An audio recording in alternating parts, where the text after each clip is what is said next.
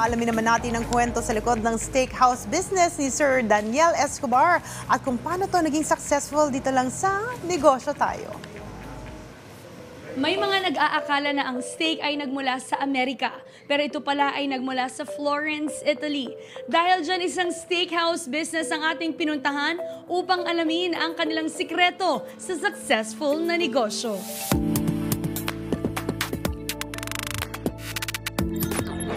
Hello mga kanegosyo. Today we are here with Dr. Daniel Escobar. Hi sir! Hello, good morning. Can you tell us more about your business? Ang aming motto ay The Affordable Premium Steak Experience. So how did you start with the business? Nag-intern pa lang talaga ako noon. So medyo mahirap talaga siya kasi start yun ng pandemic. Wala, yung parents ko nasa province, so I have no money to support for myself. So kailangan kong dumiskarte, gumawa ko ng paraan.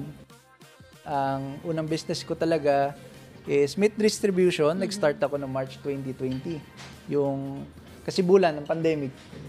Tapos, nagsusupply lang ako sa mga restaurants. So, what if kung yung mismong supplier yung magtayo ng restaurant? Correct. Kami kasi nung wife ko, magjowa pa lang kami noon. Mahilig talaga kami mag-date sa mga steakhouse.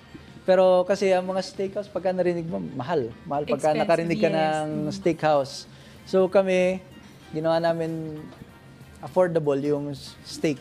So are there any struggles along the way, knowing that during that time talagang nahihirapan din yung mga tao to cope up with the pandemic? Nung time na yun, estudyante pa lang ako, so wala talaga akong... Ako sa family namin, ako lang talaga yung first na nag-business. Lahat sila working. Tapos, na-start ko lang talaga siya ng online. And then, pumatok. Minsan, may mga kumakain na sa tapat ng bahay ko, nagpa-park sila, kumakain sila sa sakyan nila. And then, ayun, sabi ko sa wife ko, mukhang kailangan na natin gumawa ng restaurant kung saan merong venue na yung mga customers natin na pagkakainan. Any unforgettable moment or experience while building this journey?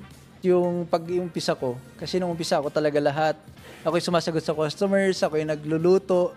So ngayon, gusto ko rin kasi extend yung opportunity sa ibang tao. Nag-hire ako ng mga staff, magluluto, mag-serve sa mga customers. Bakit ba importante ang magnegosyo? Ayun no, kasi mahirap pagka isa lang ang source of income mo. Importante talaga magnegosyo ka.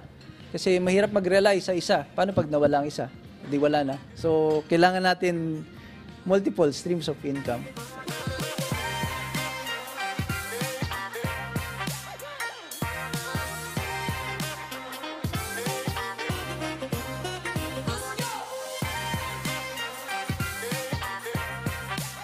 Celebrity ka man, isang public figure, or isang entrepreneur, makakarinig ka at makakarinig ng negative comments. Sa pagnenegosyo, dapat mong matutunan na baliwalain at huwag pansinin ang mga taong gustong humila sa iyo pababa. Yan ang aral na ibinahagi sa atin ni Dr. Daniel Escobar. Another business story at business tips na naman tayo sa susunod na episode. Kaya naman tara, negosyo tayo!